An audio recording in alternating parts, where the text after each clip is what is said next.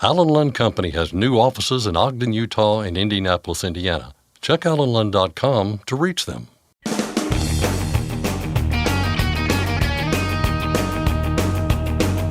OOIDA, representing America's truckers since 1973, presents Landline Now with your host, Mark Reddick. FMCSA has granted an exemption to yet another carrier related to driver trainees, and OOIDA has some real concerns. I'll discuss that and more with the association's Director of Federal Affairs, Jay Grimes. The U.S. DOT plans on being very busy over the next year, and unfortunately, a lot of that will fall on truck drivers. That story is in the latest issue of Landline magazine. Mark Schremer and S.J. Munoz joined the program to offer a preview of the August-September issue. And finally, most states are looking for new sources of highway funding, and many are turning to electric vehicles. Scott Thompson talks with our state legislative expert, Keith Goebel. But first, the news with Scott Thompson. Thanks, Mark. Our top story today. The Federal Motor Carrier Safety Administration on Wednesday held its third and final listening session before crafting a formal proposal regarding safety fitness determination for motor carriers.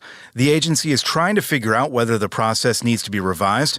About 150 industry stakeholders dialed into Wednesday's listening session. FMCSA took questions and comments asking them to focus on the effectiveness of the current three-tier system, which provides an overall safety rating of either satisfactory, conditional, or unsatisfactory. The idea being floated would be a simpler pass or fail type system, either fit or unfit. Several truckers and other industry stakeholders advocated for keeping the three-tier system, citing a need for a conditional rating. Mike Canestra of Logistic Dynamics was one of them. I do think that the single rating is just going to muddy the waters even more. I think, our fit is going to drastically grow. Our unfit is going to be very small. And I think that opens up shippers and brokers and freight forwarders and the like to a lot more liability than what we should be looked at. The Owner-Operator Independent Drivers Association has said there are potential pros and cons to either maintaining the current three-tiered system or eliminating it, but the association is firm in its stance that any change should avoid relying on the Compliance, Safety, Accountability, and Safety Measurement System programs. OOIDA said they just don't work in reducing injuries, fatalities, and crashes, something that won't change until safety performance is prioritized above regulatory compliance. For those who are unable to attend the three listening sessions, FMCSA will continue to accept feedback through August 7th. The agency will use what it gets to issue a notice of proposed rulemaking, something currently projected for release in June of 2025. A Senate bill that would streamline the credentialing process for workers like hazmat haulers is advancing. The Senate Transportation Committee on Wednesday passed the Transportation Security Screening Modernization Act through a voice vote. The bipartisan bill is aimed at current TSA policies, which often require separate applications for credentials like the Transportation Worker Identification Credential and hazardous materials endorsements. That's despite TSA already conducting a security threat assessment for each program. The bill would standardize and streamline the process. When it was introduced back in March, Senator Roger Wicker of Mississippi said it would cut through the red tape so workers can get back to moving goods across America, not wasting time and money. There's also a House version of the bill that has 59 co-sponsors from both sides of the political aisle. Both have the support of OOIDA, which calls the bill a common-sense piece of legislation. The future of electric vehicles took center stage on Wednesday during a hearing within the U.S. Senate. The Senate Budget Committee hearing was titled Charging Ahead, the Future of Electric Vehicles. It was clear from the testimony and questions that we are entering uncharted waters. Britta Gross, Director of Transportation for the Electric Power Research Institute, told senators that the lack of charging infrastructure continues to be an issue and will become an even bigger issue if it's not addressed soon. When we look at the overall impact that 279 million vehicles will have on the grid, the light-duty vehicles, the cars most of us drive every day, they will consume the most energy. But that load will be distributed across the entire grid, and its impact on a local distribution circuit is generally minimal. But heavily concentrated fleets such as airport, car rental fleets, and trucking fleets will bring larger loads to these local distribution systems. So in EPRI's work, though we consider all loads from light-duty vehicles to heavy-duty vehicles, we're especially focused on fleets and trucking loads.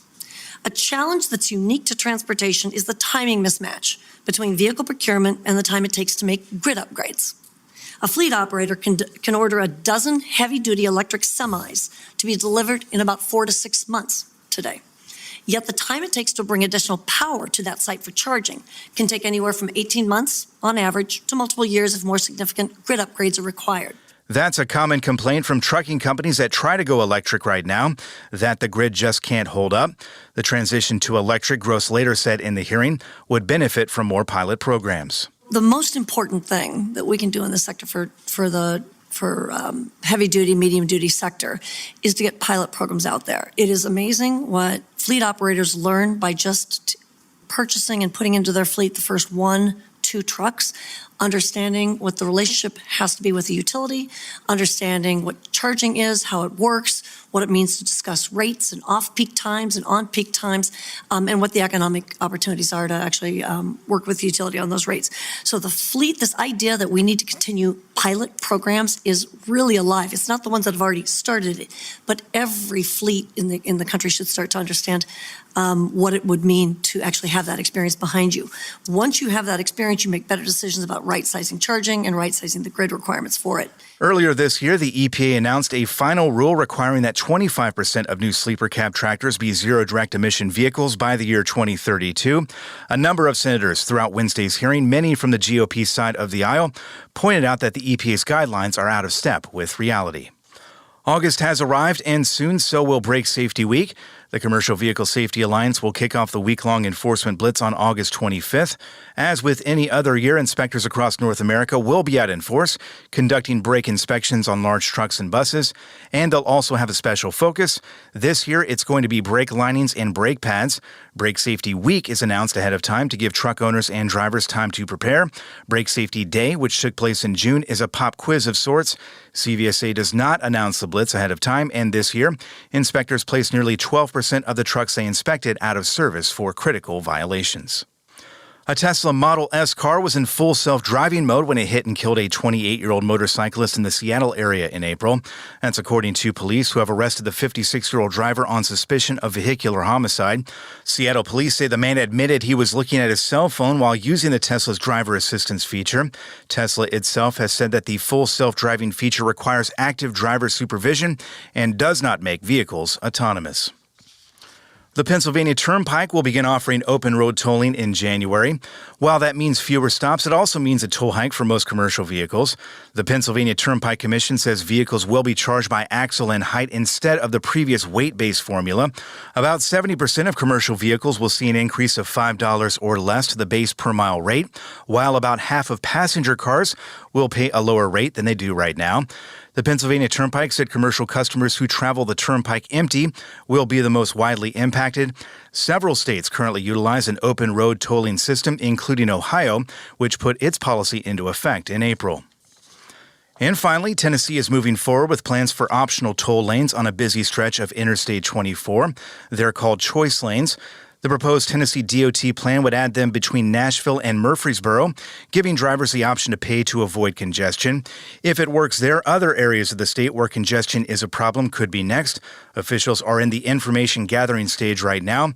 They'll be hosting multiple listening sessions throughout the month of August to get feedback. The first is August 14th. That's Landline Now News for today. I'm Scott Thompson. Thanks, Scott.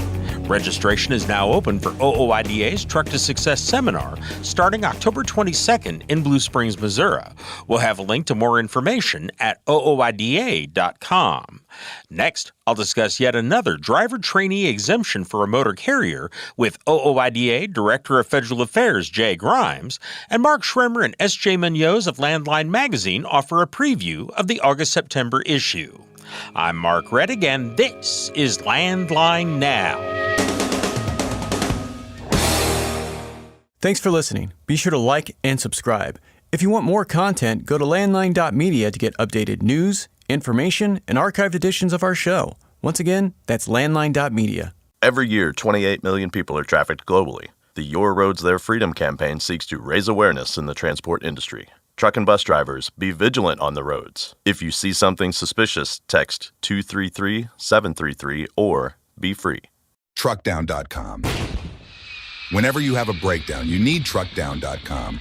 24/7 access to 40,000 verified heavy-duty repair vendors nationwide. Less weight, more freight. Truckdown.com. Firestone tires are for more of everything, with more durability for more miles and more confidence in your fleet.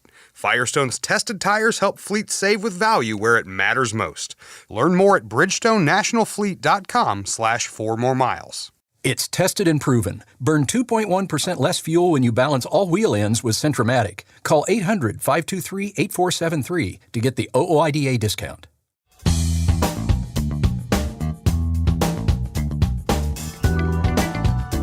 The Federal Motor Carrier Safety Administration has granted an exemption to yet another carrier related to driver trainees.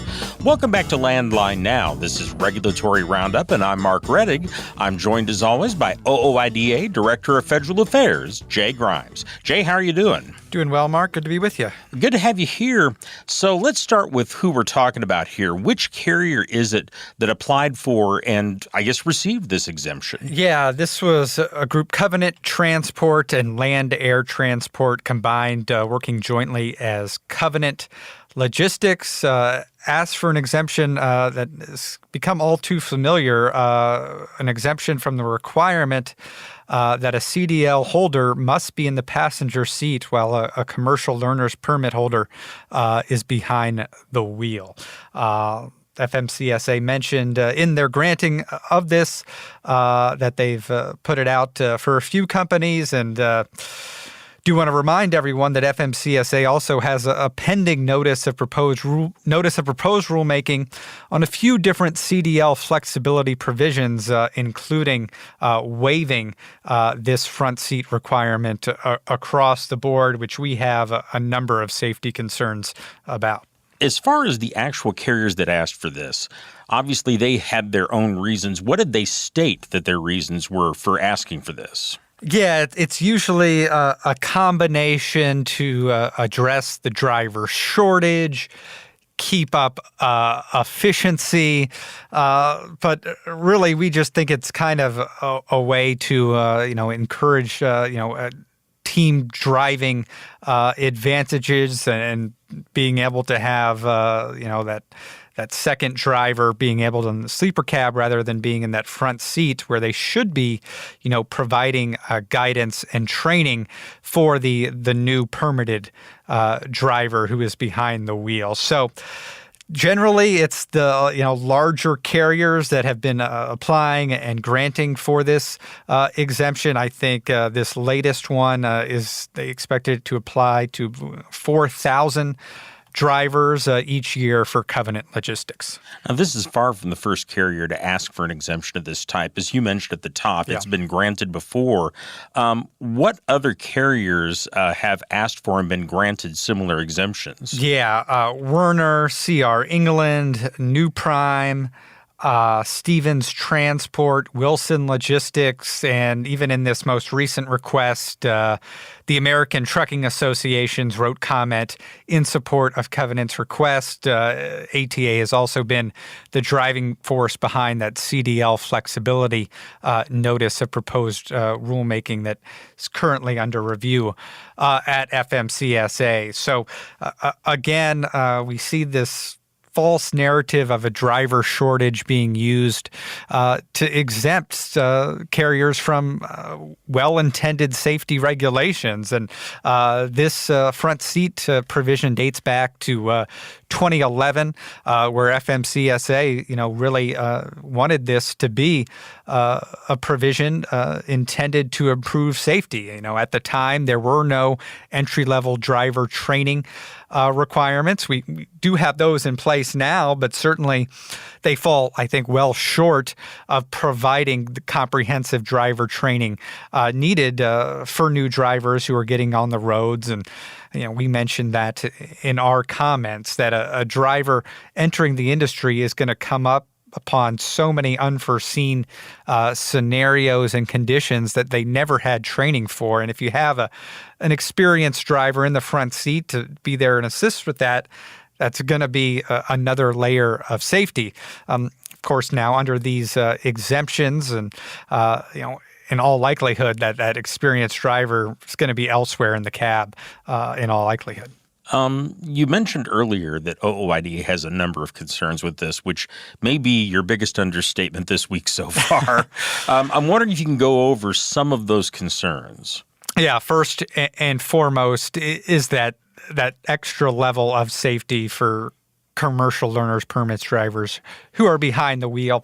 Certainly this notion of a driver shortage, I think, has been proven to be a myth, and to kind of use that as an excuse to gain economic advantages over small businesses, I think, is another concern. Certainly, we've seen some examples where carriers want to keep the commercial learner's permit holder as a permit holder for as long as possible in an attempt to keep their wages down as well. So there are some driver compensation aspects to this. So really across the board, we don't think this makes a whole lot of sense. FMCSA, says that safety will not be jeopardized under this exemption. I think when you look at some of the track records for the carriers who have been granted this, paints a different picture. Yeah, and it's pretty clear that this is essentially taking the trainer-trainee relationship, as you said, and turning it into just team driving. As I recall, FMCSA is supposed to look at proposals like this when they're considering them in terms of whether they are as safe or safer than what's already in place. And it's difficult for me to grasp that concept that somehow having an untrained or not fully trained permit holder just up there alone. Right. Yeah, no question. That's been the consistent opposition and concern that we've raised with FMCSA. And yeah, really, that is the main point that FMCSA is supposed to review whenever they receive an exemption request. Does the exemption maintain or improve the level of safety that is in place from the regulation? And it seems like on this specific topic, they are more inclined to trust the carrier at their word in terms of maintaining safety. And from all the exemptions that we've seen for this front seat provision, there's no real proof that safety is being improved and that the permit holder is getting the same training that they would otherwise. So another one that's disappointing to see. Certainly, we raised these concerns in the notice of proposed rulemaking with that CDL flexibility that came out about a year ago, and going to be interesting to see how FMCSA rules on that one. Probably aren't going to get a decision on that until next year at the earliest. Yeah, I looked at this and I thought, and honestly, this is one of the first thoughts I had, is I can imagine the scenario where a trainee is up there, a commercial learner's permit holder, and all of a sudden they're sliding on ice. Are they supposed to wake up their trainer back at the sleeper and say, hey, what do I do now? Yeah, that's just one of the many conditions or scenarios that we could foresee taking place, where if you had that trained, experienced driver, licensed driver in the front seat, that scenario, they might not never get to a slide in the first place, yet alone if it's happening in the moment. Okay. Let's go on to another one of the topics that's popped up this week. Predatory towing has become a long-running topic in the trucking industry, and it seems to affect more and more people as time progresses, and that has caught the attention of a member of Congress. First of all, tell us about this member of Congress. Who is it? And they do have a background in trucking, which is interesting. And tell us about that. Yeah, this is Congressman Mike Collins from Georgia, who actually owns a trucking company and had a great deal of experience in the trucking industry before coming to the U.S. House of Representatives. Given his background, he was appointed to the House Transportation and Infrastructure Committee, and we've gotten to know him quite well since he came to Washington. And last week, as we know, OOIDA Executive Vice President Louis Pugh testified before the House Transportation and Infrastructure Committee on different DOT regulations and the regulatory agenda. And Congressman Mike Collins, brought up predatory towing and kind of what FMCSA is doing about it. And he mentioned that he just recently saw a truck that had gotten into an accident by itself, was victimized by a $78,000 towing bill, which really raises your eyes and even, unfortunately, has become a little bit too commonplace. But every time you see one of these tow bills that gets close or sometimes even exceeds $100,000, it still continues to get your attention. And I think Mr. Pugh mentioned that the expensive price tag isn't all that unusual in these situations, and this is predatory towing, non-consensual towing, kind of how it's defined, that law enforcement wants the tractor trailer removed as quickly as possible. Means the trucker typically doesn't get to select or choose the tow company or negotiate the prices, and the motor carrier is often at the mercy of the towing company, whoever's next on the law enforcement's list. And again, we see these excessive tow bills, and then what we see, a lot of times too, is on top of the tow bills, you get these excessive junk fees or administrative fees. And Louis mentioned that there was on top of a $60,000 tow bill, there was a $9,000 heat and humidity fee with an additional 10% administration fee on top of that. Just one example, some of the ways that truckers are getting taken advantage of by these predatory towing companies and these non-consensual towing bills. And it's certainly has caught the eye of lawmakers. We have seen FMCSA take an interest in this just this year, kind of in response to a Federal Trade Commission proposal that would outlaw some of these hidden and junk fees across many industries. There's been several state efforts to combat this problem, and we certainly talked about those on the show, several of them prompted by OOIDA, but there also has been some action at the U.S. DOT. The Secretary of Transportation made some remarks about it, and FMCSA actually has a comment period that ends today. What is FMCSA looking into in terms of this issue? Right. So in response to that Federal Trade Commission proposal that came out last year, and there was a public comment period which FMCSA actually participated in, FMCSA wanted to gather more information from stakeholders about how these towing fees are, affecting motor carriers, affecting industry stakeholders. DOT and FMCSA held a listening session a few weeks ago where Secretary Buttigieg mentioned that DOT has to protect truckers from these predatory towing bills. Said DOT has been clear in the support of protections against predatory towing junk fees. Truckers often have to travel far from home to deliver the goods that everyone depends on. And if their truck gets towed, they may not have any relationship or familiarity with the towing company that has to come and get their vehicle. So in addition to that public listening session, they've opened up a public comment period really to gather information on different motor carriers' experiences with the towing industry, if they've been victimized by excessive towing bills, and kind of what these towing bills look like when a motor carrier has to get their vehicle towed away. So we're going to be providing FMCSA with a number of examples of these administration fees, these junk fees that get tacked on that really have no value.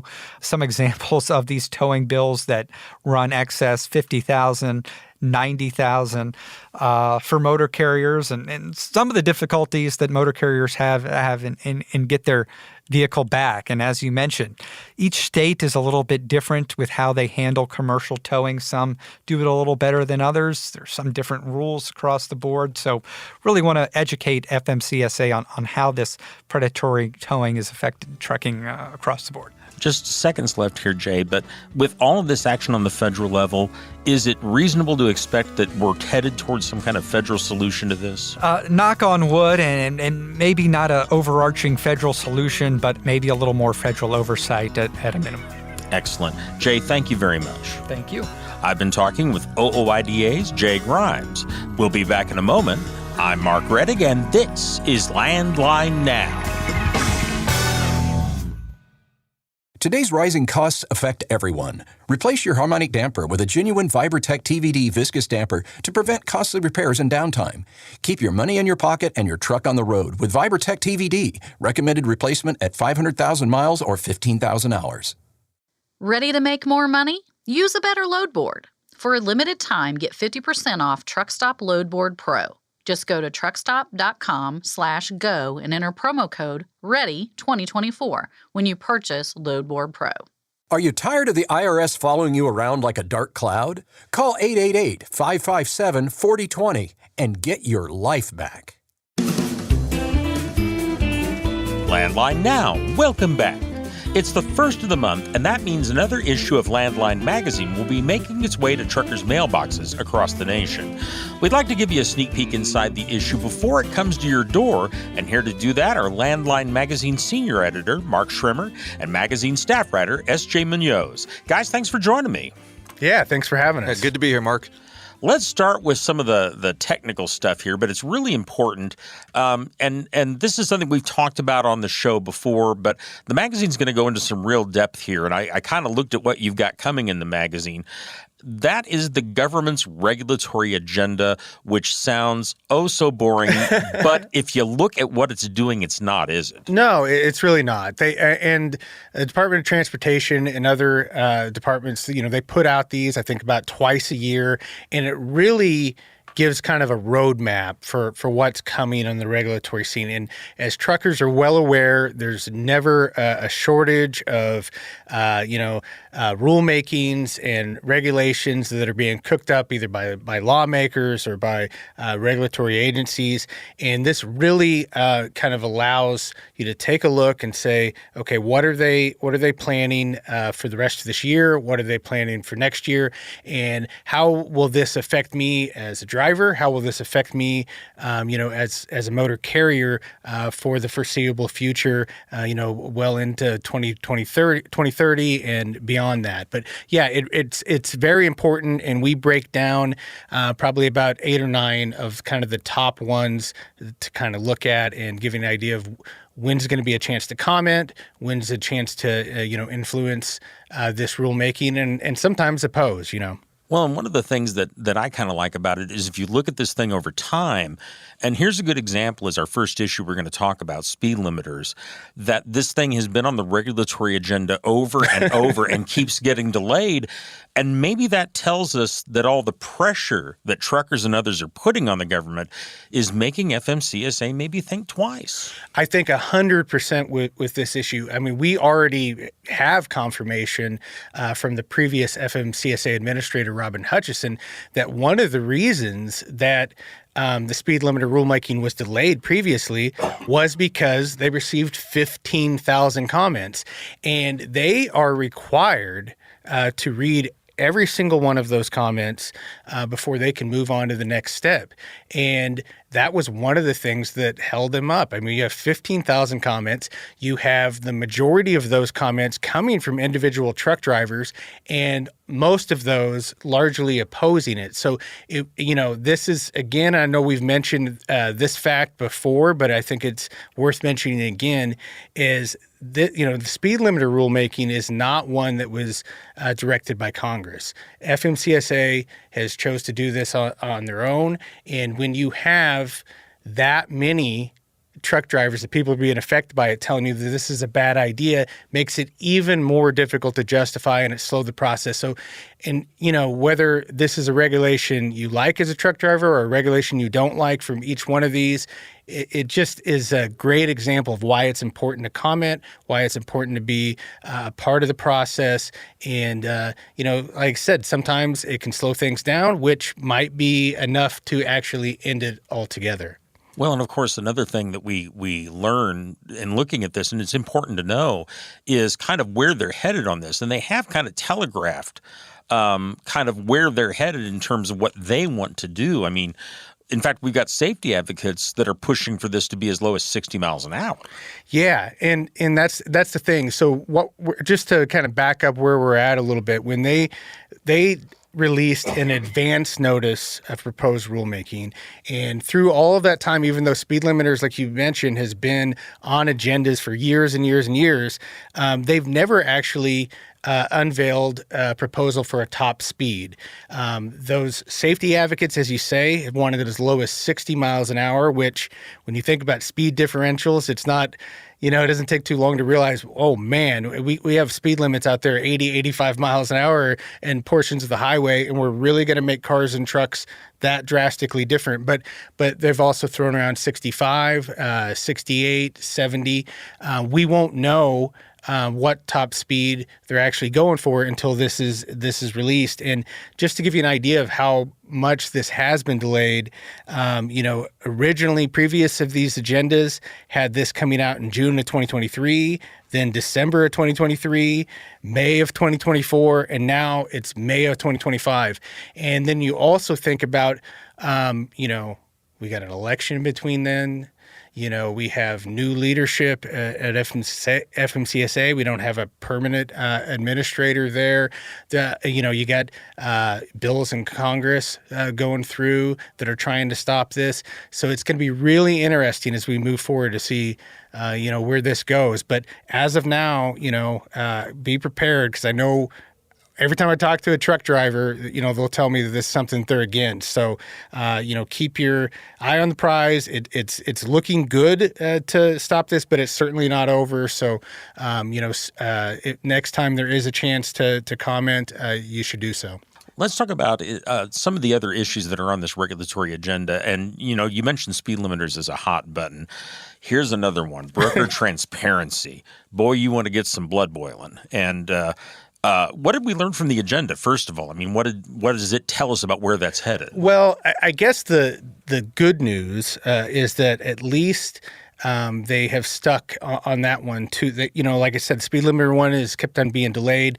This one, previous agendas had targeted October this fall to move on a notice of proposed rulemaking of a way to address this issue. And at least out of this agenda, they're sticking to that. So the good thing is we're hopeful at this point that we'll actually see a proposal just in the next couple of months.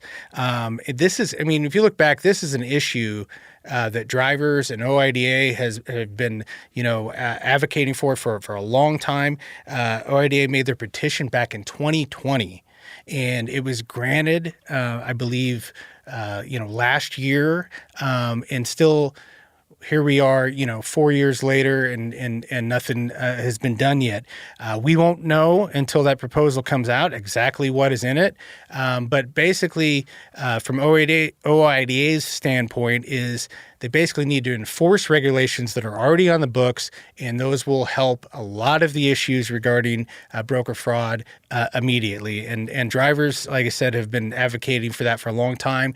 They made their point well known at a Mid-America trucking show just a couple years ago. There was a listening session there with FMCSA, and that thing would have lasted 2 days if they had allowed it to. I mean, there was a long line of drivers wanting to speak up. So. Absolutely. Well, we got a little bit of time left for this particular part of the magazine, and I did want to get to automatic emergency braking systems because it is my favorite in the sense that it is not. It is one I like to talk about because it's something that just seems very, very I don't want to say silly because it's a serious matter, but dumb, is that the right word? I don't know. I think one of the great things with this is just recently, Executive Vice President Louis Pugh spoke with Congress, and he was kind of talking about this. And, one of the points that he made is just because the technology works for cars does not mean it'll work for trucks. And that is really a way to sum this up, because they've already issued a final rule for light-duty vehicles as far as automatic emergency brakes. But if you hear from truck drivers regarding the false activations that they're having with trucks, and you think about the amount of weight and everything else and how if you combine this with speed limiters, where you have obviously, cars might be tailgating these trucks because they're going slower, and now you add in the truck suddenly hitting the brakes with not by the driver's choice, hitting the brakes because it sees a shadow or just picks up something. A guardrail. Yeah, anything. Which has actually happened. Yeah, and we've written about it before. I had an instance of a driver who basically nearly lost control of the entire truck because it was going picked up a guardrail on an icy road in Michigan in December at night, and almost led to a tragic crash there. Luckily, she was able to regain control of the vehicle, but it's a dangerous thing. That's one they're looking at maybe of January next year, but that's where we're at with that one. Okay. Well, SJ, let's turn to you here, and you have a feature in the magazine, and this is about a guy who's been through a lot in his life.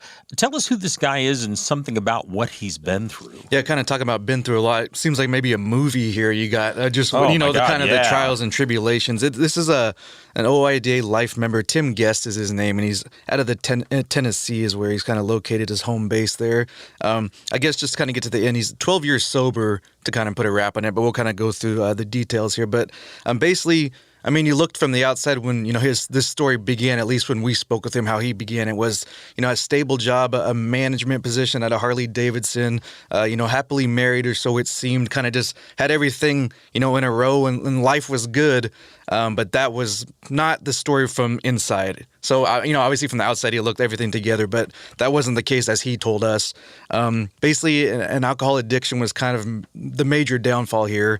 Just couldn't get it together. Ended up resigning that, steady position there, and got divorced. And next thing he knows, he's homeless, living on the streets. And, kind of the crazy thing about this story is that was when, as he told us, he felt free. Like, he lost everything he ever had. He didn't have any money, not a dime in his pocket. And he says, I actually felt at peace. So, I mean, can you imagine kind of that being the mindset? Of course, that state couldn't last, the homelessness that is. So, he kind of had to, pull himself up and get it together. But just, that mindset is kind of hard to wrap it around, just being like, I actually feel free at this point. But so, like we said, kind of just fast forward, he, started trying to get things together, was actually kind of facing some criminal charges there, and was on his way to turn himself in to serve 5 years. And he was afforded an opportunity to join a veterans diversion program. So his service here in the military helped him out in this situation. He honestly said he didn't really want to do it for the fact that he felt like he might get trapped in a system where he wouldn't be, kind of have the freedom and the luxury to pick where he wanted to end up. But, I mean, obviously prison time, diversion. It kind of makes the decision for you, right? Yeah. So he ended up going in the program, was able to obtain a CDL through this program, and kind of like start getting back on the right track. Of course, through it all, he's credited his faith. He found religion, or his faith in God is how he worded it. I want to put words in his mouth, but that was kind of, throughout the process how he really, got to be. And with trucking, he was able to, as he said, continue, having reading time in the Bible while he's driving, or just kind of building that personal relationship for himself. So that was a big part of the process. And then, at one point, he kind of seemed like he had it together, but he ends up being $250,000 in debt. So it's kind of just like one thing after another with this individual. But, overcame it again. And in his case, a lease purchase actually benefited him in his situation. I know we've talked about the other side, but in this case, so a case-by-case scenario, of course. And just kind of wrap it up here. In addition to his faith, he credited big time OOIDA because he contacted several times when he wasn't even a member, and people said, what do you need help with? Legal, financial, anything, everything. They were able to help him, and he says, I got to join. There's no way I can't be a part of this association, with the help that they provided him. So, I mean, that's just to wrap it up. I mean, kind of Cliff's Notes there. It's a complex story. You can read more about it in the magazine, but definitely something that is kind of inspiring, to say the least. Well, guys, we've run out of time, but I want to thank you very much for all the information, for giving us a peek inside the next issue of the magazine. Thank you so much. Thanks, Mark. I've been talking with Mark Schrimmer and S.J. Munoz. And folks, you can subscribe by going to landline.media and hitting the subscribe button at the top right of the page. And this is all in the August-September issue. Landline Now will be back in a moment.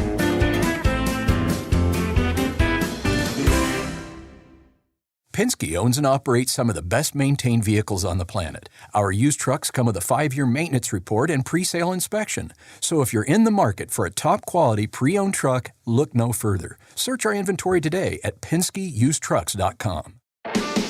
Control your toll costs and eliminate tolling headaches with Prepass Tolls. Prepass Tolls means toll volume discounts. Just one invoice for all tolls and fewer violations. Call 877-878-5970 or go to prepass.com.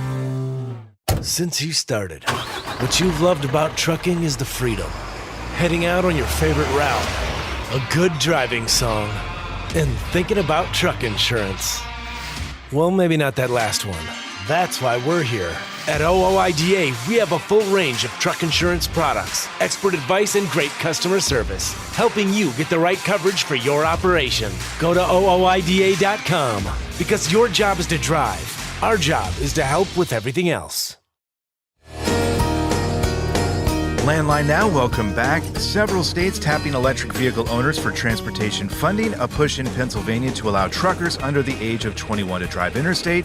If we're talking state legislation, that means our state legislative expert isn't far away. And sure enough, here he is, Keith Goebel of Landline Magazine, joining us in Studio A. Keith, how you doing?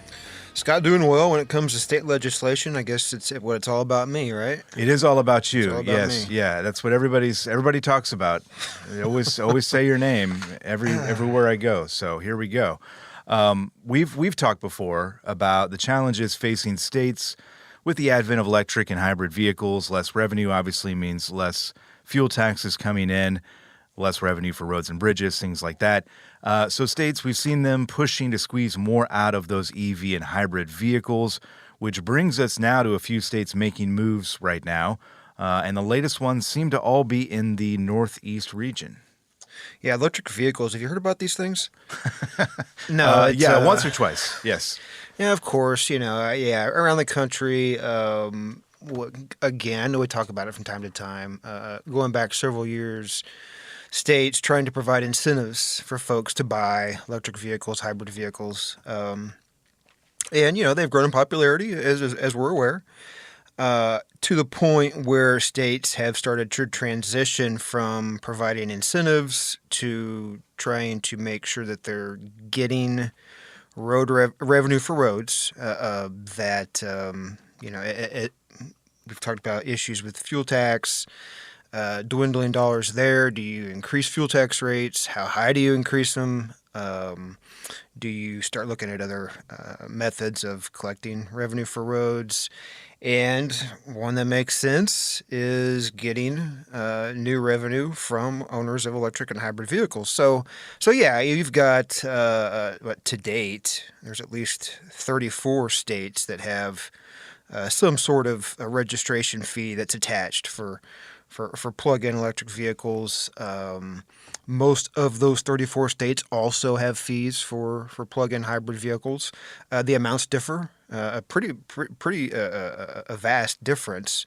I think on the low end, there's like a $50 annual fee for personal electric vehicles in a handful of states. The most expensive state has been the state of Washington, $225.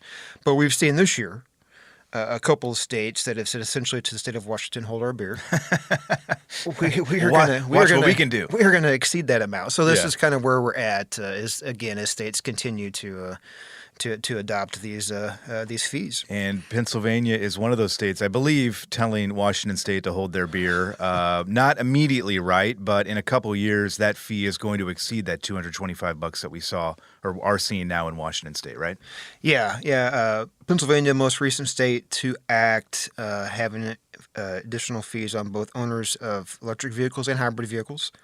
Those affected vehicle owners, they have had an alternative fuel tax that they've collected on those vehicle owners. But I know we've talked about it a little bit earlier this year. For whatever reason, those vehicle owners, the way that it's set up, they're not required to pay.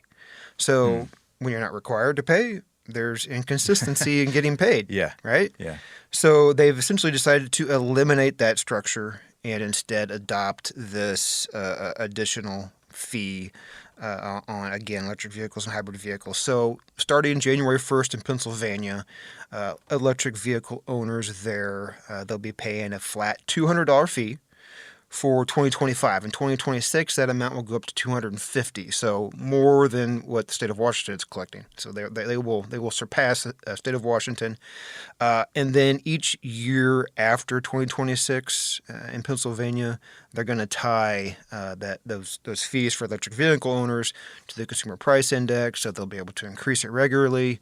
Hybrid vehicle owners in Pennsylvania, they're starting out with a $50 fee, and it'll increase to a little over $60. And like electric vehicle owners, they too will have an inflationary adjustment tied in each year thereafter. Worth pointing out for commercial electric vehicles there in Pennsylvania, if it's over 14,000 pounds, they are excluded from this. They will continue to pay the alternative fuels tax. Very good. Maryland, New Jersey, Vermont are the three other states with new laws either in effect or going into effect soon with regard to fees for electric vehicles. Any of those kind of stand out to you? I know New Jersey has kind of the highest amount here of those three, at least, right? Yeah, New Jersey does. Their new annual registration fee, again, on zero tailpipe emission vehicles, it's going to be a flat $250 fee, annual fee on electric vehicle registrations. Again, I'm trying to recall if we pointed out that it took effect 1st of July. Okay, yep. There in New Jersey, and it's going to increase $10 a year until 2028, so it'll reach $290. So it will become, here within the next few years, the highest amount for those electric vehicles. But yes, in New Jersey there, Maryland, they increased vehicle registration fees as well as surcharges. Vehicle registration fees that went up in Maryland apply to a lot of vehicles, but specifically there was a surcharge that was also approved for electric and hybrid vehicle owners. It won't take effect until 2025, but you're looking at every 2 years in Maryland, it'd be $250 for an owner of electric vehicle. Hybrid vehicles, they'll be paying $200 over the course of 2 years. So getting to be some notable amounts that, again, those affected vehicle owners will be contributing to, for the most part, not in all cases, but for the most part, with that money going for road purposes. Speaking of Pennsylvania, let's go back to Pennsylvania there. There is something going on in the state right now, in the Senate actually, that is not going to be met with enthusiasm by many people out there, I think. There's a push to allow truckers under the age of 21 to drive interstate, and this is all based on that false pretense, I should say, of a truck driver shortage. Yeah, something that I know the OOIDA Foundation has directed attention to, and that belief out there that there's a chronic driver shortage, and pointing out that there are more trucks on the road than there is freight to haul, but you've got some other issues that are going on out there, which folks, like even in the Pennsylvania Senate, this was a resolution worth pointing out. It was a non-binding resolution. It's essentially just encouraging action at the federal level. So what they did is they about a 2-to-1 margin there in Pennsylvania Senate, they're urging the U.S. Congress to pursue legislative remedies that would allow drivers under the age of 21 with a CDL to haul interstate. Okay. So in essence, what happens now with this is that resolution, again, encouraging younger drivers, is going to be sent to U.S. Transportation Secretary. It gets sent to the FMCSA administrator, both chairs of the transportation committees there in both the House and the Senate, and each of the members of the Congress from Pennsylvania. So communicating to those folks at the federal level that at the state level, at least in Pennsylvania, they want change.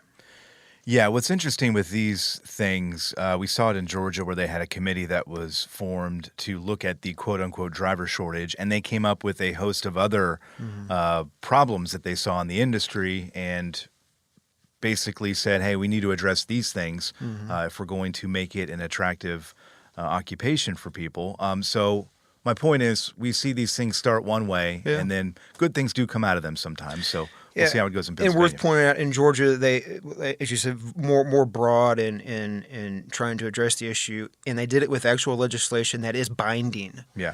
This, again, in Pennsylvania, non-binding, but still concerning. There you go. Keith, always a pleasure. We'll see you next time. Yeah, thanks for having me. And that's our show. We thank you for tuning in. We appreciate that and appreciate you for keeping America moving. Until next time, take care. Thanks for listening. Be sure to like and subscribe. If you want more content, go to landline.media to get updated news, information, and archived editions of our show. Once again, that's landline.media. Capital Reman is your leading source for quality remanufactured engines and components. Capital Reman stands ready to serve all OOIDA members to help reduce costly engine repairs or replacement. Visit capitalreman.com today and use code OOIDA10 to save. ULSD is hurting your engine. Fight back with Howe's Diesel Defender. Get the most powerful cleaning and maximum lubricity to protect and extend the life of your entire system. At a guaranteed increase in fuel economy, and you can't go wrong with Howe's. Dispatch, I picked up that load of steel, so I'm ready to roll. Sounds good. Remember, we're getting paid by weight, so make sure to use a CAT scale. I wouldn't weigh anywhere else. Forget miss accuracy when you're truck on a CAT scale. I'm a dad, a son, a husband, wife, I'm a writer, photographer. I farm. I'm a veteran. I love old cars, fishing, my kids, chrome, and I am a professional truck driver. And together we are OOIDA. OOIDA was founded by truckers to stand up and speak on behalf of truckers. We've done that by combining the individual voices of our members into a single, powerful voice. Protecting your interests, defending your rights. Join us! Make your voice heard. Join OOIDA, the Owner-Operator Independent Drivers Association. Call 1-800-444-5791 or visit OOIDA.com.